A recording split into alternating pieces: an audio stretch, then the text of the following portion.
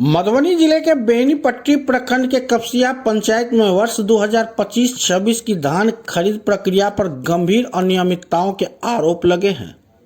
मामले को लेकर स्थानीय किसान राजीव कुमार झा ने निबंधक सहयोग समिति पटना, सहायक निबंधक सहयोग समितियां दरभंगा एवं जिला सहकारिता पदाधिकारी मधुबनी को आवेदन देकर निष्पक्ष जांच की मांग की है।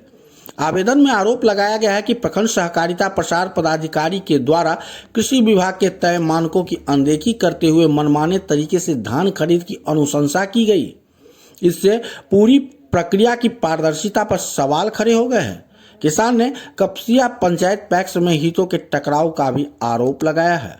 बताया है कि पैक्स अध्यक्ष की पत्नी ही प्रबंधक के पद पर कार्यरत है और वे स्वयं शेयर धारक सदस्य भी हैं, जो नियमों के विपरीत माना जा रहा है।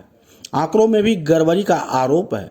कृषि विभाग द्वारा पंचायत में लगभग 7,000 क्विंटल उत्पादन का अनुमान लगाया गया था, जबकि 8500 क्विंटल धान की खरीद पंचायत पैक्स के द्वारा किए जाने को लेकर आंकड़ा दिखाई जा रही है।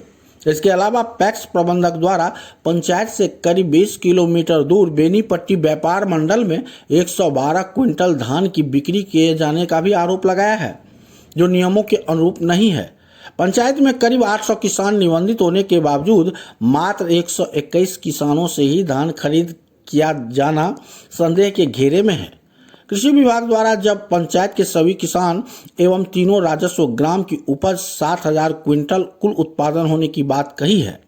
किसान राजीव कुमार झा ने बताया कि पूरे मामले में प्रखंड सहकारिता पदाधिकारी की संलिप्तता इन फर्जीवाड़े में स्पष्ट रूप से दिखाई दे रहा है। किसान राजीव झा ने पूरे मामले की उच्च स्तरीय जांच कराकर दोषियों पर कड़ी कार्रवाई की मांग की है। अब देखना होगा कि धान खरीदी में अनियमितता की शिकायत पर कब जांच होती है। हालांकि सूत्रों की माने तो बेनीपट्टी के अन्य पैक्स में भी धान की खरीद की गई, जांच हुई तो माना जा रहा है कि बहुत बड़ा घोटाला सामने आएगा।